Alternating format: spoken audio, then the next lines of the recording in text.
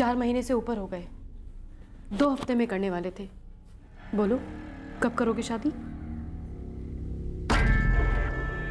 मैथिली खाना तैयार है? तुमने बताया नहीं कब करोगे शादी।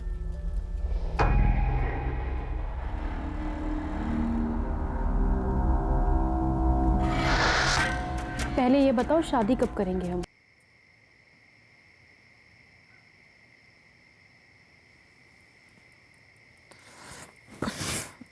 अभी नहीं सुधीर, दर्द होता है मुझे बच्चा आने के बाद। तब बोलोगे कि अब बच्चा हुआ है, मूड नहीं है। तुझ में कुछ अक्ल वक्ल है या नहीं? हाँ, ये दिन रात एक ही चीज के पीछे पड़ा रहता है। एक ही चीज चाहिए तुझे। बीवी है तू मेरी, तेरे पास ना हूं तो कहां जाऊं? और किसी चीज के लिए आता है मेरे पास? हाँ, डॉक्टर के पास ले गया मुझे एक भी बार? 2 मिनट बैठ के बात की मुझसे? घर के काम में तो हाथ बटाता नहीं है तू। दिन रात यही सब चाहिए क्या तुझे? इसीलिए शादी करके लाया? सो जा चुपचाप। मैं बता नहीं सकती साहिब क्या क्या करता था वो। एक दिन अचानक छोड़कर कोल्हापुर चला गया और फिर वापस लौट आया। क्यों लौटा? रोज औरत जो चाहिए थी उसे, और कुछ नहीं दौड़ता था उसके दिमाग में इसके अलावा। उसके बच्चे को जन्म दिया था मैंने, एक पैसा नहीं दिया उसने आज तक। पैसे मांगती तो कहता जा अपने माँ बाप से मांग। सब बच्चा छोटा था इसलिए कमा नहीं पाई मैं। और वो वहशी क्या कर रहा था? वहां कोल्हापुर में किसी और औरत के साथ सो रहा था, झूठे वादे कर रहा था शादी के। फिर उसका कत्ल कर दिया। शायद इसलिए लौटा होगा मेरे पास, कत्ल के इल्जाम से बचने के लिए, वरना वो क्यों लौटता मेरे पास? इसकी सेक्स एडिक्शन तब से थी, और शायद जेल से भागने की वजह भी वही थी।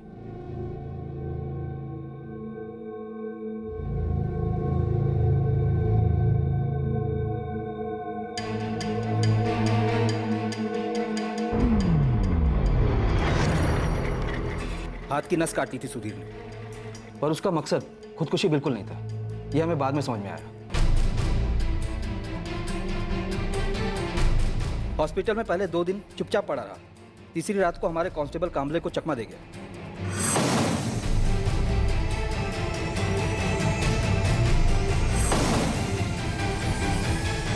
कांस्टेबल कामले को बेहोश कर दिया था। हाँ, कांस्टेबल कामले को तुरंत सस्पेंड कर दिया गया और सुधीर के लिए लुकआउट नोटिस जारी किया गया।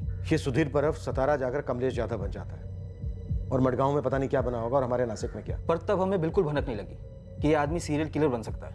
यही तो मार खाते हैं। ऑलरेडी एक मर्डर में फरार कातिल ऐसा जुर्म दोबारा कर सकता है, सोसाइटी के लिए कितना बड़ा खतरा बन सकता है। इस पॉसिबिलिटी को, इस गंभीरता को समझते ही नहीं। विनीत, तुम रत्नागिरी के लिए निकलो, इस सुधीर परब की पत्नी शीतल को ले आओ। अभी निकलता हूँ सर। सदा कमलेश यादव की साली मोनाली कुर्वेकर के केस पर काम कर रही है। शायद मोनाली का भी मर्डर हो गया। बिल्कुल हो सकता है। हमें जल्द से जल्द ये पता लगाना है कि ये सीरियल किलर इस वक्त कहाँ हो सकता है।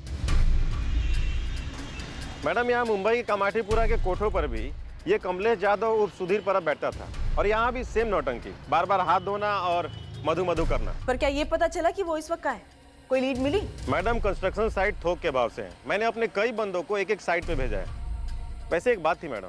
हाँ बोल। पूरे चांसेस हैं कि मुंबई में भी इसने ऐसे ही रेप और मर्डर किए हों, तो एक बार इसके डिटेल्स को मुंबई के थानों में घुमवाइए। वो हम कर चुके हैं, तू अपना काम कर। हमें कोई लीड चाहिए कि वो इस वक्त कहाँ हो सकता है। आई सजेस्ट कि आप अपनी सर्च पुणे पे फोकस कीजिए।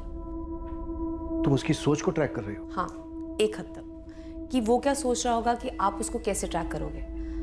अगर हम उसका पैटर्न फॉलो करें तो वो कंस्ट्रक्शन साइट पे काम करता है। वो जानता है कि शायद आप उसको ढूंढ रहे हो, तो इसीलिए नासिक में मर्डर के बाद वो नासिक तो नहीं जाएगा, ना ही वो कोल्हापुर, सतारा या फिर गोवा जाएगा। चिपळूण तो वो बिल्कुल नहीं जाएगा। और नागपुर में मनोज महात्रे का वॉलेट चुराने के बाद वो नागपुर भी नहीं जाएगा। पुणे, यहाँ पर कंस्ट्रक्शन फुल स्विंग में है, इसलिए चांसेस है कि वो पुणे जा सकते। गुरु खबरी को पुणे भेजो, उससे कहो कि वो वहां की अपनी टीम से कांटेक्ट करें। पुणे की क्राइम ब्रांच यूनिट 3 के अनुज भोसले से बात करो। पुणे की हर कंस्ट्रक्शन साइट स्कैन करो, पर चुपचाप। Okay sir.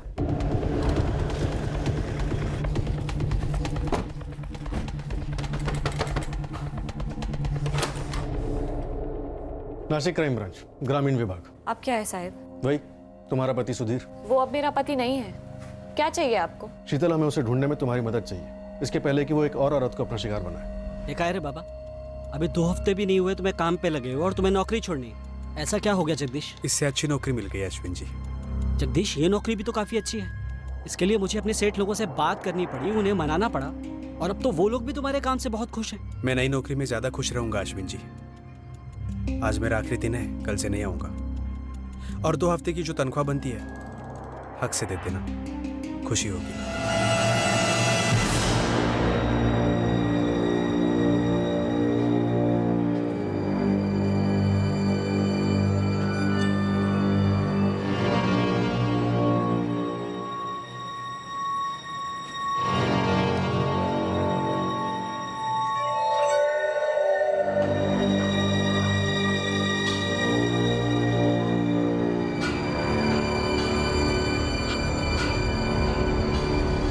इसे तो तुम जानती हो, कोल्हापुर में इसकी लाश मिली थी 2013 में।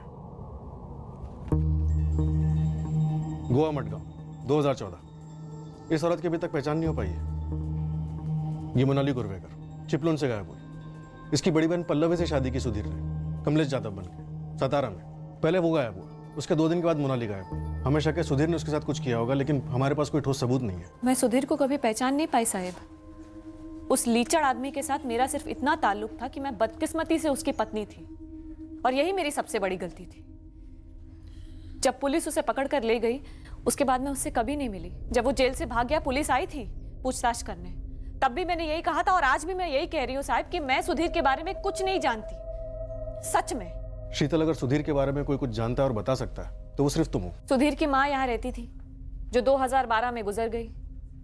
उससे ज्यादा और कुछ नहीं जानती मैं। हम उसे पुणे में ढूंढ रहे हैं। वहां उसका कोई दोस्त या रिश्तेदार हो सकता है, कोई अंदाजा है तुम्हें? मैं क्या अंदाजा लगाऊं साहिब, सुधीर को कभी मैं पहचान ही नहीं पाई।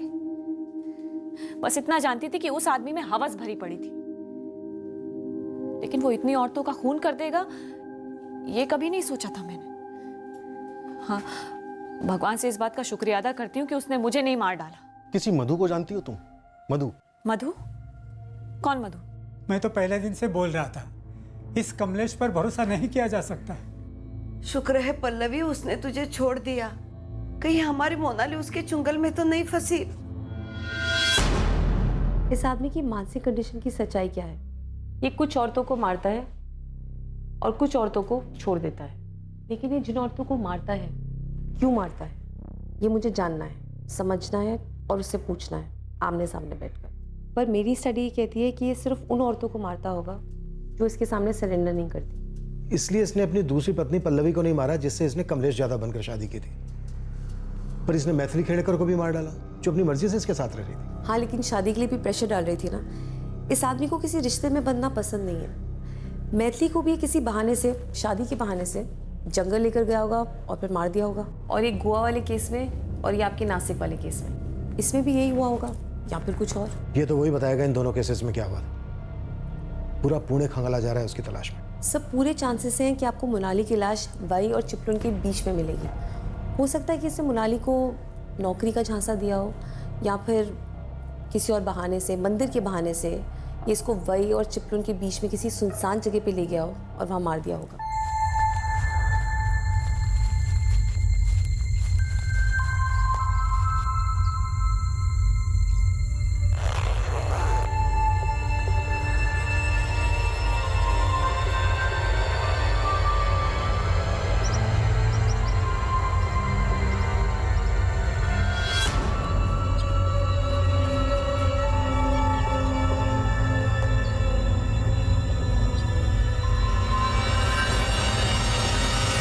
उसके अब तक के सारे मर्डर्स में एक सिर्फ मैथिली है जिसको उसने मारने से पहले सेक्सुअली असॉल्ट नहीं किया।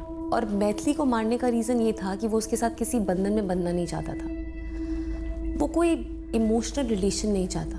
एक बार उसकी फिजिकल नीड पूरी हो जाती है, उसके बाद वो औरत उसके लिए मायने खो देती है। वो औरत को जैसे एक जीतने वाली चीज़ समझता है, और एक बार जीत हासिल हो गई उसके बाद वो आगे बढ़ना पसंद करता है, जैसे कि पल्लवी के साथ हुआ। पल्लवी उसको बहुत आसानी से मिल गई, लेकिन हो सकता है कि पल्लवी की बहन मोनाली, वो शायद उसके लिए एक चैलेंज हो, एक चुनौती। तो पल्लवी और उसके परिवार को कभी पता ही नहीं लगा होगा कि सुधीर उर्फ कमलेश उनकी बेटी मोनाली पर घात लगाए हुए था।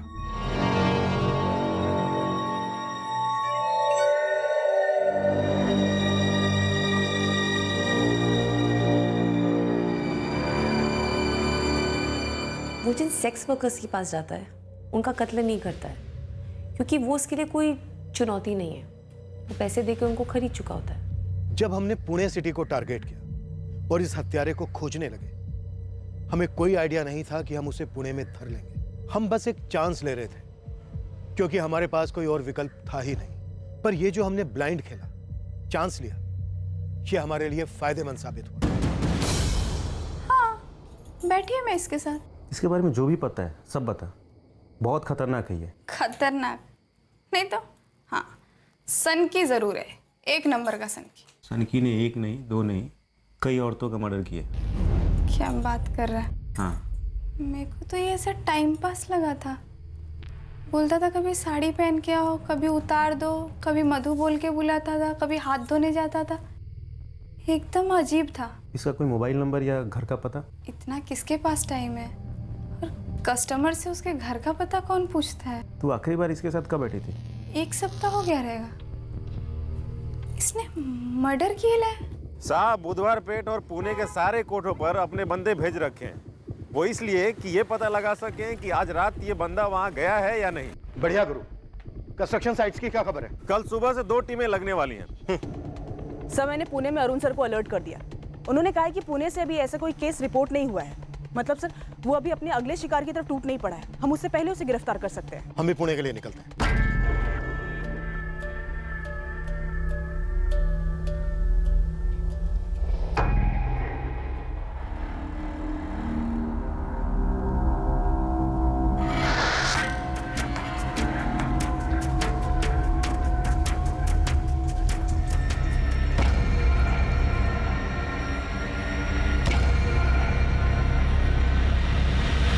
राजू, दीपक, आज ही आजूबा को तकलीफ मत देना।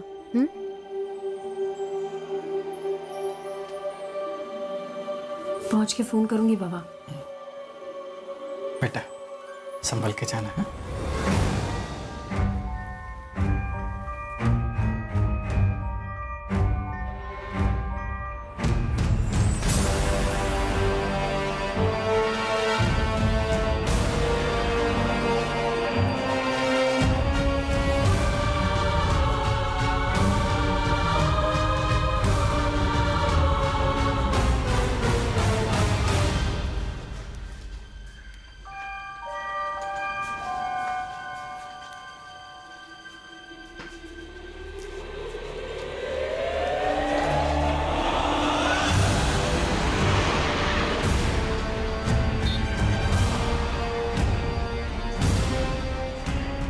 आगे ना एक मंदिर है, मेरा कब से मन कर रहा है वहां जाने का। माथा टेकेंगे और आगे बढ़ेंगे।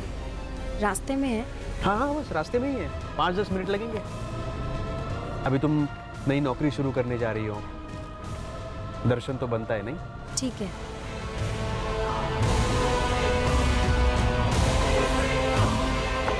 The number you have called is currently switched off. भाई, ये आदमी जगदीश माने के नाम पर यहाँ लेबर सुपरवाइजर के तौर पे काम करता था। परसों ही नौकरी छोड़ी है इसने और उसका फ़ोन भी स्विच ऑफ आ रहा है। क्या हुआ? किया क्या जगदीश ने? बहुत बड़ा कांड किया। सनकी है बंदा। मुझे भी लगा था ऐसा। यहाँ कहाँ रहता था? चकभूषण टेकरी के पास घर है इसका। चल चल चल चल। रुक रुक रुक रुक। भाऊ, ये बंदा परसों काम छोड़ कर गया। इसके साथ कोई औरत भी काम छोड़ी क्या?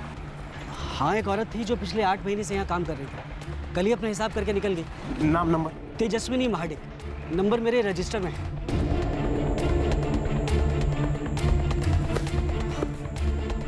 जगदीश, और कितना दूर है? बस यही है, 10 मिनट में पहुंच ही जाएंगे। तब तक ये ठंडा पी लो।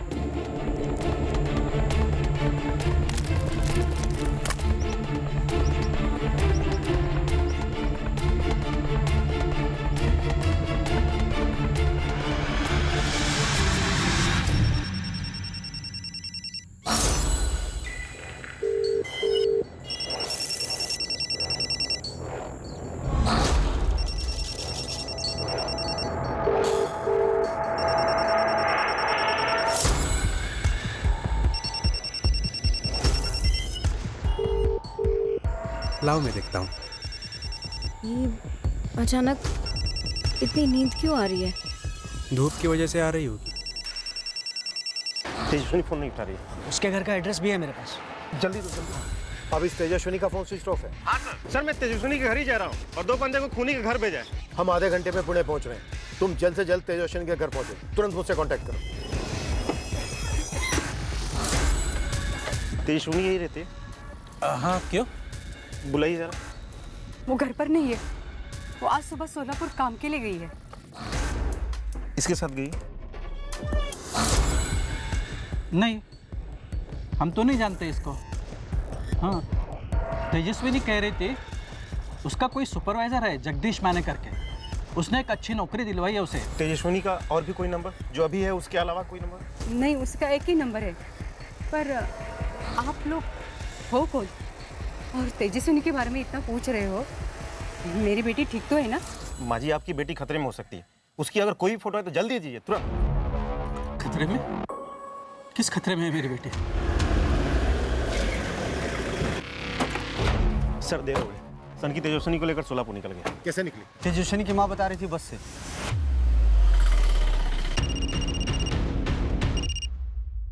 बोलिए मिलन सर। अरुण, तेजस्विनी बस से निकली है सोलापुर के लिए उस आदमी के साथ। प्राइवेट बस या एसटी बस? कुछ और डिटेल है? नहीं है, पर मुझे लगता है एसटी बस से निकले हो। सर हमारे इधर 2 डिपो हैं एसटी बस के। पहला पुणे स्टेशन पे, दूसरा शिवाजी नगर स्टेशन पे। मैं पता करता हूँ कि सोलापुर के लिए कौन कौन सी बसें निकली।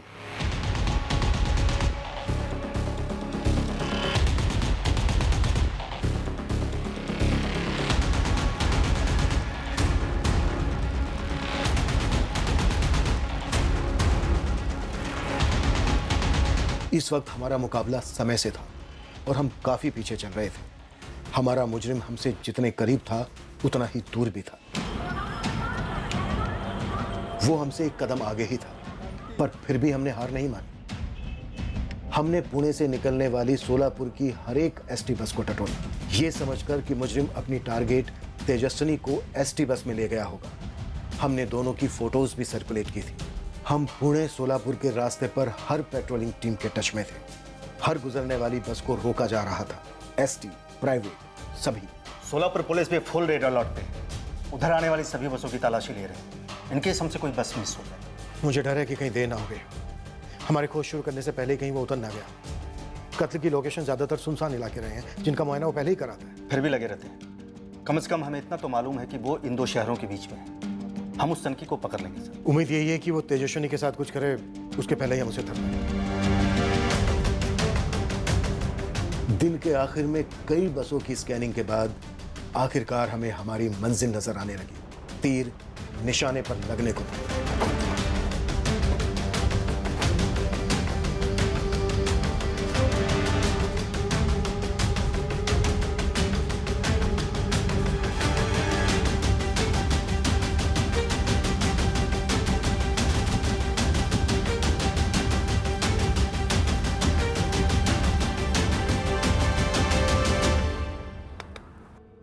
चल उधर नीचे उधर।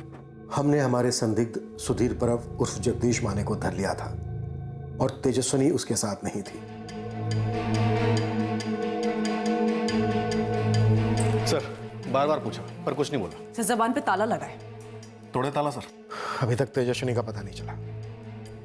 अभी नहीं। इंस्पेक्टर, मैं सजेस्ट करूंगी कि आप सुधीर पर 3rd डिग्री इस्तेमाल ना करें। इतने मर्डर किए उसने, उसके दिमाग में पता नहीं क्या कुछ चल रहा होगा और हो सकता है कि अगर आप उस पर 3rd डिग्री इस्तेमाल करेंगे तो वो एकदम खामोश हो जाए। हमने उसकी दोनों पत्नियों को भी बुलाया, शीतल और पल्लवी।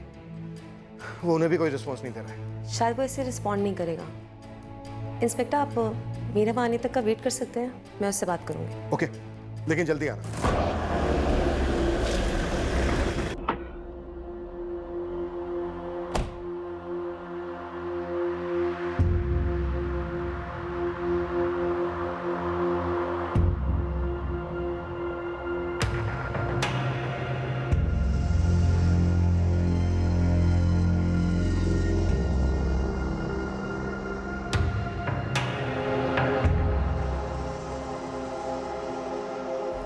ये औरतें आसानी से हाथ नहीं आ रही थी, है ना? तुम्हें 24 घंटे यही ख्याल रहता, यही सोचते रहते कि इनको पाना है, छूना है, इनके साथ सोना है, लेकिन इनको बता नहीं सकते कि ऐसा ऐसा है। सर तेजस्विनी की लाश मिल गई। कहाँ? पूना से लगभग 50 किलोमीटर दूर, सोलापुर की तरफ, जंगल इलाके में।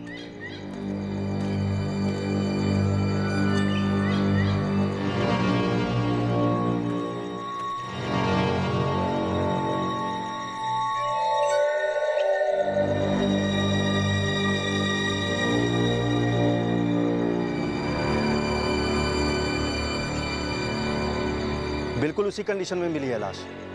और तेजस्विनी के पर्स से मुंबई के किसी हरीश जागीरदार के नाम का ड्राइविंग लाइसेंस भी मिला है। मुंबई पता करना होगा इससे कि नासिक और मडगांव की वो दोनों औरतें कौन थी।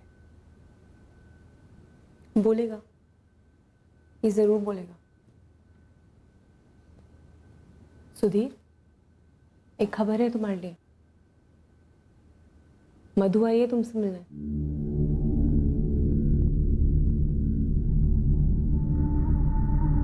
जिस तरह तुम इतने समय से उससे मिलने के लिए पागल रहे हो ना, वो भी तुमसे मिलने के लिए बेताब है। आखिरकार हमने उसे कांटेक्ट कर लिया। मिलोगी नहीं उससे?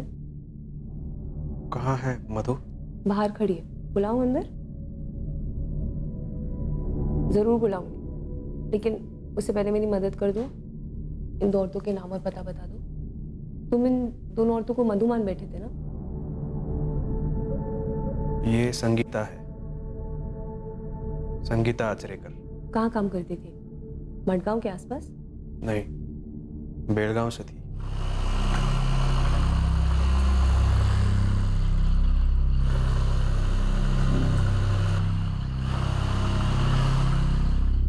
इस संगीता को तुम बेलगांव से मडगांव लेके आए थे किसी नौकरी के बहाने? मडगांव नहीं, पणजी। और फिर वहां तुमने कृष्ण मंदिर में माथा टेकने का बहाना बनाया। तुम वहां पहले भी गए हो? हाँ।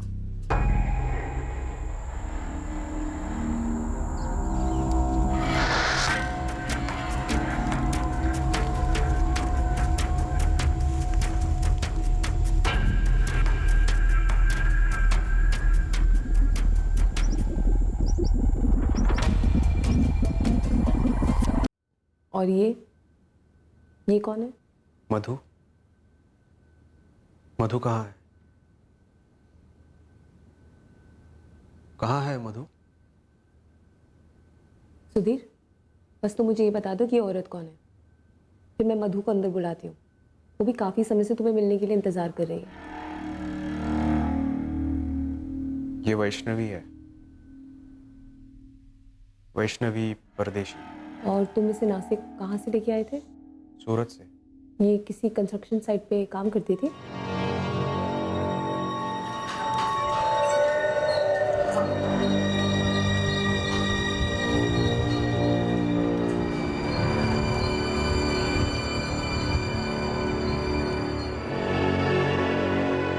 अब मधु को यहाँ बुलाओ। बस एक और सवाल, तुम्हारी दूसरी बीवी पल्लवी, उसकी छोटी बहन मोनाली, उसको क्यों मार डाला? लाश कहाँ है? हमने वाई और चिपलिन के बीच का चपा चपा छाना, लेकिन लाश नहीं मिली।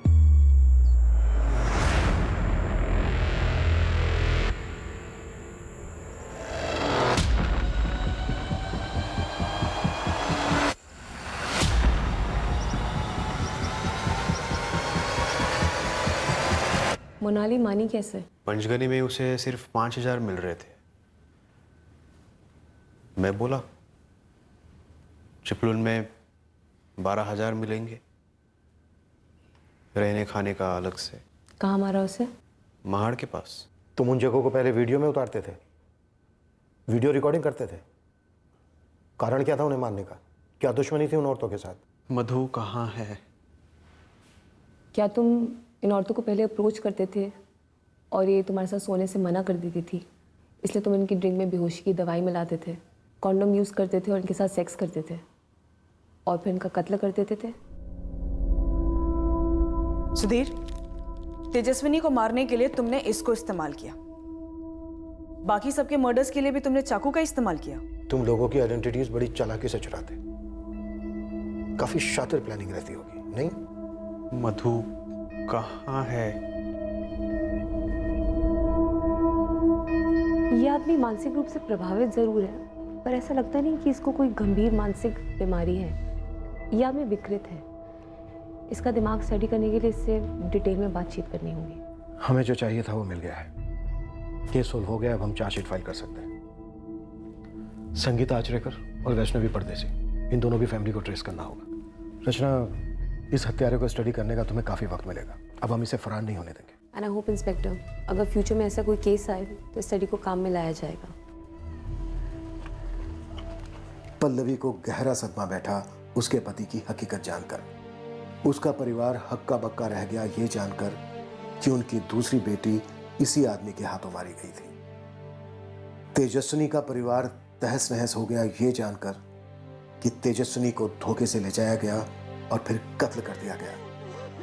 तेजस्विनी के केस में भी मॉडस ऑपरेंडी सेम थी। पहले बेहोश किया गया और मार डालने से पहले सेक्सुअल असॉल्ट किया गया। महाड़ पुलिस से कांटेक्ट करने पर पता चला कि मोनाली कुर्वेकर की लाश उन्हें पास ही के जंगलों में मिली थी। शिनाख्त ना होने पर उसे लावारिस मानकर उसका क्रियाकर्म कर दिया गया था। संगीता आचरेकर और वैष्णवी परदेसी के परिवारों से कांटेक्ट किया गया। पता चला दोनों तलाकशुदा थी और अकेली रहती थी। दोनों के परिवार वालों ने औपचारिक तौर पर इंक्वायरी की थी उनके काम की जगह पर उसके बाद उन्हें एक तरीके से भुला ही दिया था।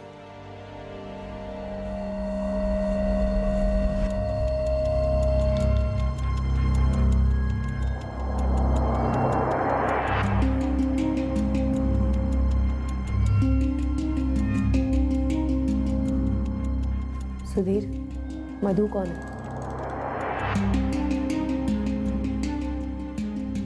हमें अब तक नहीं मालूम मधु कौन है, जिसके बारे में विजय बार बार जिक्र करता रहता है। संगीता आचरेकर के लिए वो पीटर गोम्स बना, पल्लवी और उसके परिवार के लिए वो कमलेश जाधव बना, सूरत की वैष्णवी परदेसी के लिए वो विजय शिंदे था, तेजस्विनी उसे जगदीश माने के नाम से जानती थी, शीतल और मैथिली खेड़ेकर के लिए वो सुधीर परब था। साइकेट्रिक एग्जामिनेशन के बाद डॉक्टर्स इस नतीजे पर पहुंचे कि इस आदमी को कोई मनोवैज्ञानिक बीमारी नहीं थी। ये मानसिक रूप से काफी सक्षम था अपने गुनाहों को प्लान कर अंजाम देने के लिए। पता चला ये केवल ओवरसेक्स्ड यानी अति कामुक इंसान है। जो औरतें इसकी पहल को ठुकराती या इस पर किसी तरह का दबाव डालती या जिन पर यह काबू नहीं कर पाता तो ये उनका रेप और कत्ल कर देता। और चूंकि एक बारी उसकी मॉडस ऑपरेंडी काम कर गई थी, वो बार बार यही भयंकर जुर्म दोहराता रहा। ब्रोकन विंडो थ्योरी, कभी भी किसी केस को अनसुलझा या अधूरा नहीं छोड़ना चाहिए। सुधीर परब का हॉस्पिटल से फरार होना छोटी बात नहीं थी। उसका इस कदर पीछा होना चाहिए था कि वो अपने अगले शिकार संगीता आचरेकर तक पहुंचने से पहले ही गिरफ्तार होता। संगीता का केस अनसुलझा रहा, मोनाली का केस अनसुलझा रहा, कमलेश जाधव का गायब होना भी पूरे जोश के साथ इन्वेस्टिगेट किया जाना चाहिए था। शायद वैष्णवी परदेसी का केस होता ही नहीं, तेजस्विनी का केस तो होना ही नहीं चाहिए था। अब हम पूरी ताकत से लड़ेंगे सुधीर परब को कड़ी से कड़ी सजा दिलवाने के लिए। फिर मिलेंगे अगले हफ्ते क्राइम पेट्रोल सतर्क में। जय हिंद।